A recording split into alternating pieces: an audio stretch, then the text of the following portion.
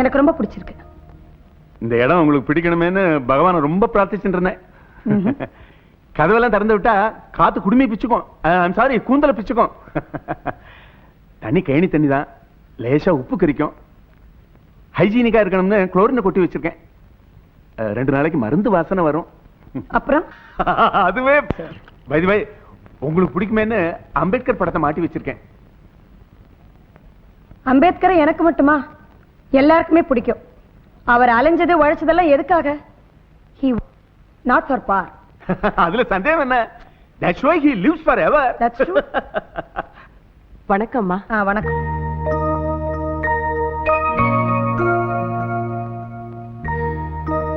Tea சூடா ஒரு cup tea குடிச்சா நல்லா இருக்குமே நான் இப்பதான் நினைச்சேன். நான் நினைச்சது இந்த அம்மாக்கு எப்படி புரிஞ்சது? தேங்க்யூ. எல்லாம் என்னோட ஏற்பாடு தான். இந்த அம்மா பேரு தேவானே. உங்களுக்கு சமையலுக்காக ஏற்பாடு பண்ணிருக்கேன். இந்த அம்மா சமைச்சு போட்டு நீங்க சாப்பிட்டு சர்டிபிகேட் கொடுக்கணும். அவ்வளவு ஷோக்கா சமைப்பா. I see. உங்க நீக்க போக்கு தெரிஞ்சு குக் பண்ணணும் பாருங்க. ஆமாமா. அதுக்காக தான் இந்த அம்மாவை ஏற்பாடு பண்ணேன். She is also like you, so you will also like her. What do you mean? தப்பா நினைக்க கூடாது. இந்த அம்மாவும் உங்கள மாதிரியே ஏன் மாதிரி? ஒரு ஹரிஜன சமூகத்தை சேர்ந்தவங்க தான். Nonsense mister Shastri. சமையல்காரியோட கேஸ்ட் எனக்கு முக்கியம் இல்ல, சமையலோட டேஸ்ட் தான் முக்கியம். அவங்க எந்த ஜாதியா இருந்தா எனக்கு என்ன sir? I am interested only in unity, not in community. அவங்களும் உங்கள மாதிரி ஹரிஜன பெண்ணுன்னு சொன்னதுக்கு பதிலா அவங்களும் உங்கள மாதிரி ஒரு பெண்ணு. She is also an ideal woman. அவங்களும் ஒரு இந்திய ஸ்திரீ நீங்க சொல்லிருந்தீங்கன்னா I would have appreciated your broad outlook, Mr. Shastri. Sorry, madam. Oh, so sorry. It's okay, it's okay. Meet me at my office tomorrow. You may go.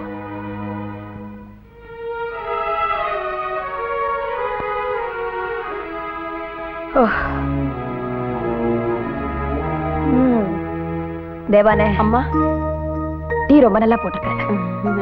ஏன் நின்னுட்டு இருக்கிற? உட்காரு. ஐயோ வேண்டாமா. ஐயோ இந்த மரியாதை எனக்கு பிடிக்காதம்மா. சேர்ல உட்காரு. இல்லம்மா நான் நிக்கிறேன். இப்ப நீ உட்கார போறியா இல்லையா? பயந்துட்டியா? தேவானே, எனக்கு இந்த நீ பெருசா நான் பெருசா இதெல்லாம் பிடிக்காது. எல்லோரும் ஒரே நிறை, எல்லோரும் ஒரே எடை, எல்லோரும் இந்நாட்டு மன்னர். இந்த பாரதி வாக்குதான் எனக்கு பகவத்கீதை மாதிரி. உனக்கு புரியுதா? சரி, உன் குடும்பத்தை பத்தி சொல்லி கேட்போம். நான் நின்னுக்கிட்டே பேசுறேம்மா.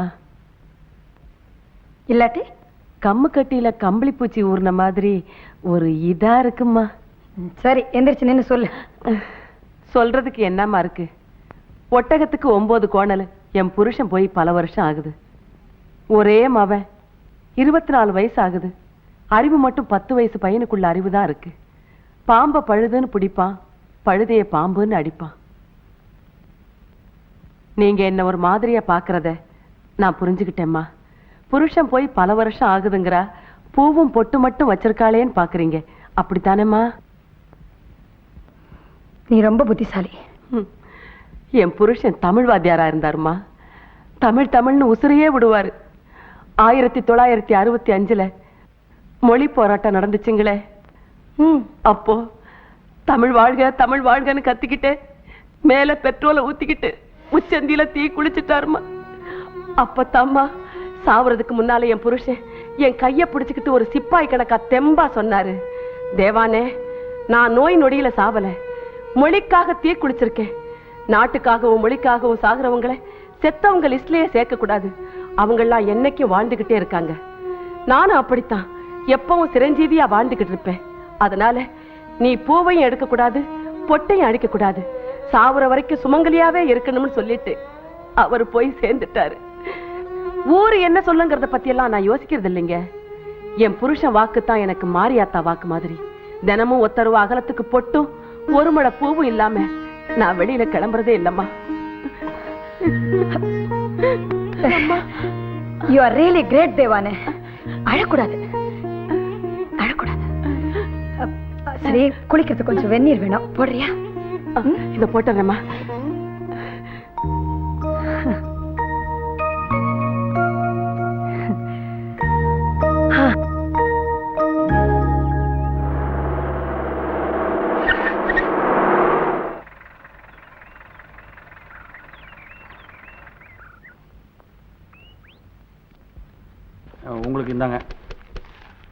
சார் இந்தாங்க கிளர்க் லீவு அதையும் நீங்க தான். அம்மா வணக்கம்மா. அம்மா வணக்கம்மா. வணக்கம். Good morning madam. சலாம் அலைக்கும். வலைக்கும் சலாம். Good morning madam. வணக்கம். வணக்கம்மா. வணக்கம்மா. காளிதாசே, ஓய் வர வர இப்போ செருப்புகள்லாம் ஒழுங்காவே வரமாட்டேங்குது. செருப்பு நல்லா தான் இருக்கு. ஆ. ஏதாவது கல்யாணத்துக்கு போனா செருப்பு மாத்தி போட்டு வந்துடுறீங்க. ஏய், இல்ல திருடன்னு சொல்லல. வாங்க சாமி கும்பிடுறேன். கும்பிடு கும்பிடு. இந்த செருப்பை தச்சு கொடு. செருப்பு நல்லா தானுங்க. என்னங்க அது இல்லையா, இங்க இந்தா கொடு, வச்சிருக்கீங்க? கொடு. மறந்துட்டேயா, அறிவு கட்டவனை சொல்லப்படாதே. எங்க சொல்றது நீங்க வச்சுக்கிட்டு இசைக்கு அழகு பார்க்காம சட்டு புண்ணு தச்சு கூட கலந்து செருப்ப. கழுத செருப்பு. பின்ன என்ன குதிரை செருப்பா? காளிதாசே, செருப்பு தானேன்னு கேவலமா பேசாத. சிம்மாசனத்தை உட்காந்துக்கிட்டு இந்த தேசத்தையே ஆண்டிருக்கு செருப்பு. இப்ப விட தேசம் அப்ப நல்லாவே இருந்துச்சு. இத நான் சொல்ல, ராமாயணம் சொல்லுது. செருப்பு ஆண்டது பருப்பு ஆண்டதெல்லாம் கிடக்கட்டியா, ராமாயணம் எங்களுக்கு தெரியாதா? உன் கதை எப்படி? தொழிலெல்லாம் நல்லா நடக்குதா? தொழிலுக்கு ஒன்றும் குறைச்சல்லிங்க. வயசு 60 ஆகுது இல்ல. ஆ, இன்னும் எத்தனை காலத்துக்கு தான் இந்த கட்டை பாடுபட முடியுங்க? ஆ, தோல்ல தொலை போடுற தொழிலாச்சுங்களே.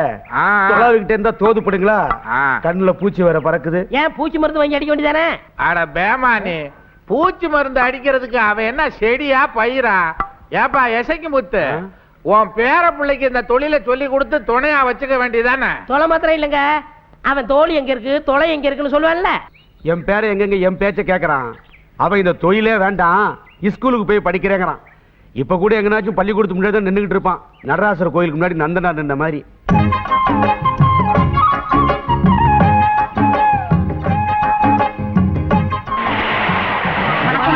வந்துட்டாங்க. வணக்கம்மா. அம்மா, இந்த கிராமத்துல ஏராளமான புறம்போக்கு நிலம் கிடக்கு. அதை பட்டா பண்ணி கொடுத்தீங்கன்னா ஏதோ பயிர் பண்ணி வயிறு பழைச்சுக்குவோம். இதுக்கு முன்னாடி எவ்வளவோ மந்திரிங்க வந்துட்டு போயிட்டாங்க.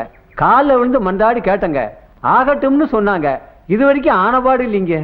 எங்கெல்லாம் புறம்போக்கு நிலம் இருக்குது, ஆத்து பாசனம் வேணுமா இல்ல ஏரி பாசனம் வேணுமா, இதையெல்லாம் தெளிவா எழுதி என்கிட்ட கொண்டு வந்து கொடுங்க. கூடிய சீக்கிரம் என்னால முடிஞ்சதெல்லாம் செய்யறேன். ஏயா, உன் பேரப்பைய செல்வத்தை பண்ணையார் வீட்டுல மாடு மேய்க்க மாசம் 10 ரூபான்னு சம்பளம் பேசி அவனை வேலைக்கு அனுப்பினேன்ல, அவன் என்னடான்னா மாட்டை மேய்க்காம மரத்து மேல ஏறி உட்கார்ந்துக்கிட்டு ஸ்லேட்டு பழையில மாடு மாடுன்னு எழுதி பழகிட்டு இருக்காங்க. அப்புறம் என்ன, விழுப்புரம் மாடு மோலே தோட்டத்துக்குள்ள மேய்ச்சிருச்சுன்னு பட்டியல் அடிச்சுட்டாங்க. பண்ணையாரே பணத்தை கட்டியே மாட்டை ஓட்டிட்டு வந்தாரியா. பண்ணையாரையாவை கொஞ்சம் மன்னிச்சுக்க சொல்லுங்க, நான் பையல கண்டிச்சு வைக்கிறேன். பண்ணையார் உன் குணத்துக்காக சும்மா விட்டாரு. இப்படி கண்டிக்காம அவனை வளர்த்த, அப்புறம் ஊர் ஓம்பல விலைக்கு வாங்கிட்டு வந்தா நிப்பான், ஜாக்கிரதை. நான் கண்டிச்சு வைக்கிறேன், ஐயா கிட்ட சொல்லிருங்க.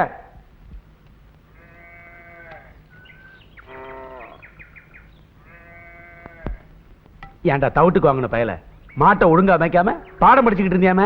நான் மாடெல்லாம் மேய்க்க மாட்டேன் தாத்தா, நான் படிச்சு பெரிய ஆளாக போறேன். பல்ல உடச்சு படுவா ராஸ்கல். பிறந்த உடனே ஆய் அப்பன முழுங்கின பய பொழப்புக்கு வழியை பாப்பியா? அதெல்லாம் முடியாது தாத்தா, நான் படிப்பேன் படி. இந்த பையனை ஏன் அடிக்கிற நீ? அம்மா, அந்த பையன் இருக்கானே. பள்ளிக்கூடத்துக்கு போனோம்னு சொல்றான் அதானே? இத பாருப்பா, இந்த காலத்துல பிள்ளைங்க எல்லாம் பள்ளிக்கூடத்துக்கு போறேன்னு சொல்றதே ஆச்சரியம். போறேன்னு சொல்ற பையனை நீ ஏன் தடுத்து நிறுத்துற? இவன் படிச்சு நாளைக்கு பெரிய ஆளானா உனக்கு தானே பெருமை. அதுங்காட்டி ஆளை தின்னுடுங்களே வறுமை. அழகா பேச கத்துக்கிட்டு இருக்கிற, அந்த அளவுக்கு நல்லா சிந்திக்க கத்துக்கல. இத பாரு, உன் பரம்பரை தொழிலை தான் உன் பேரனும் செய்யணுமா? வண்டிக்கார மகன் வக்கீல் ஆகலாம், மாடு மேய்க்கிறவன் பையன் மருத்துவன் ஆகலாம். அதுக்காக தானேப்பா சோத்தையும் போட்டு பள்ளிக்கூடத்துல படிப்பும் சொல்லி கொடுக்குறாங்க. நாளைக்கே அவனை ஸ்கூலுக்கு அனுப்பு. Mister Shastri, Yes, madam. இந்த பையனை நாளைக்கு ஸ்கூலுக்கு சேர்க்க வேண்டிய ஏற்பாடெல்லாம் நீங்க செய்யுங்க. ஸ்கூலுக்கு போறியா? நல்லா படிச்சு பெரிய ஆளா. இத பாரு, மாசம் முழுக்க உன் பேரன் வேலை செஞ்சா உனக்கு எவ்வளவு பணம் கிடைக்கும்? 50 ரூபா வருமுங்க. அந்த 50 ரூபாய அடுத்த மாசத்துல இருந்து நான் உனக்கு கொடுக்கறேன். இவன் படிக்கிறத நீ தடுக்காத, புரிஞ்சுதா? பள்ளிக்கூடத்துக்கு போறியா? நல்லா படிக்கணும். Good boy. நீங்க நல்லா இருக்கணுங்க, கும்பிடுறா. அடிக்க கூடாது. வரட்டுமா? லெட்ஸ் கோ.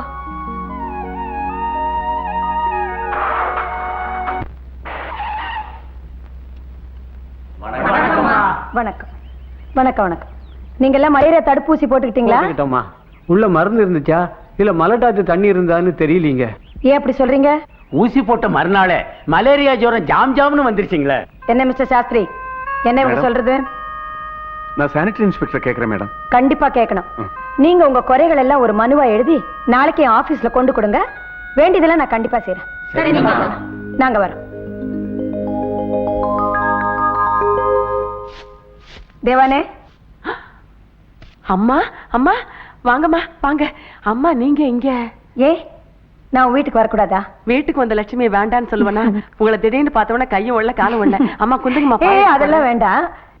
இந்த ஊரை சுத்தி பார்க்கணும்னு ஆசையா இருந்துச்சு, அதான் உன்னையும் கூட்டிட்டு போலான்னு வந்தேன். இந்த பட்டிக்காட்டுல நீங்க பாக்குறதுக்கு என்னமா இருக்கு? ஜீப்ல தான் அன்னாட சுத்துறீங்களே. அது என்னோட உத்தியோகம். ஒரு ஆபீஸ் அம்மாவா இல்லாம உன்ன மாதிரி ஒரு சாதாரண பெண்ணா நடந்தே இந்த கிராமத்தை சுத்தி பார்க்கணும்னு ஆசையா இருக்குது. கடை, கண்ணி, கோவில், குளம் ஒண்ணு விடாம பார்க்கணும். உனக்கு கஷ்டம் இல்லைன்னா என் கூட வரியா ப்ளீஸ்? ஐயா என்னம்மா, உங்களோட வர்றதுக்கு எனக்கு என்ன கஷ்டம் இருக்குது? கொஞ்சம் இருங்கம்மா, பக்கத்துல புளியந்தோப்புல என் மாவன் பாண்டியன் பசங்களோட பச்சை குதிரை தாண்டிட்டு இருக்கான், சொல்லிட்டு வந்துடுறேன். ஸ்வீட்.